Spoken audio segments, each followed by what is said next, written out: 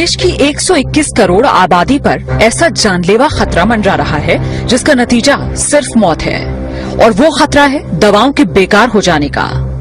मरीज के इलाज की बुनियाद यानी एंटीबायोटिक दवाएं बेअसर होती जा रही हैं। एंटीबायोटिक दवाओं पर की गई स्टडी के नतीजे आगाह कर रहे हैं कि 2020 आते आते देश में एक भी असरदार एंटीबायोटिक दवा नहीं बचेगी और सर्दी जुकाम जैसे साधारण इन्फेक्शन भी लाइलाज हो जाएंगे।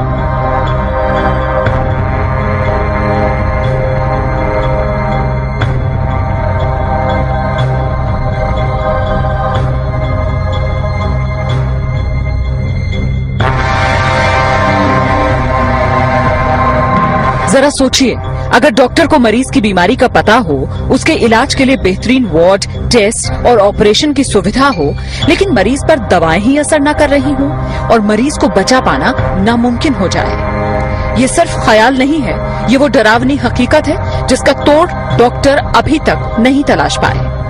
दिल्ली के एक प्राइवेट अस्पताल में हुई स्टडी के नतीजों से ये खुलासा हुआ कि कई एंटीबायोटिक दवाएं जो गंभीर बीमारियों के इलाज में इस्तेमाल की जा रही हैं, दरअसल मरीजों पर काम ही नहीं कर रही। अस्पतालों में मरीज बेमौत मरने को मजबूर हैं।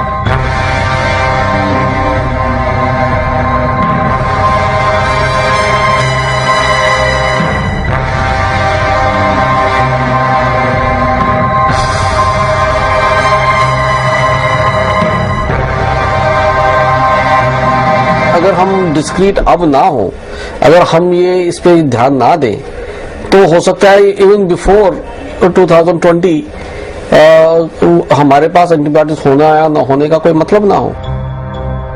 77,000 से ज्यादा मरीजों पर हुई अब तक की सबसे बड़ी स्टडी में ये पाया गया कि टीबी, निमोनिया और पेट की बीमारियों में इस्तेमाल की जाने वाली कई नई एंटीबायोटिक दवाएं अब बेकार हो चुकी हैं। टीबी के इलाज के लिए दी जाने वाली दवा 2002 में तकरीबन 98% मरीजों पर काम कर रही थी, जबकि 2009 में ये सिर्फ 48% मरीजों पर ही कारगर साबित हो पाई।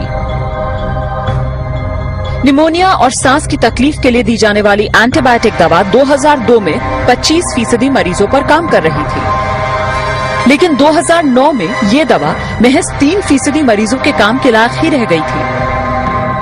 सर्जरी कराने वाले मरीजों में होने वाले इन्फेक्शन को रोकना चुनौती बन गया है। अनुमानित आंकड़ों के मुताबिक देश के हर अस्पताल में हर हफ्ते 1 से 2 मरीजों की मौत सिर्फ इसलिए हो जाती है क्योंकि एंटीबायोटिक दवा बेकार साबित हो गई। अभी से दिक्कत होनी शुरू हो गई है। कई बार हमारे पास ऐसे मरीज आते हैं जहाँ की हमारे पास कोई एंटीबायोटिक रह ही नहीं जाता है, तो हम लोगों को लगता है कि कई बार पेरिफेरल सेंटर से हमारे पास आए क्यों है, क्योंकि हमारे पास कोई दवाई नहीं रह जाती। तो कई बार लोग सेप्सिस में मारे जा रहे हैं आजकल।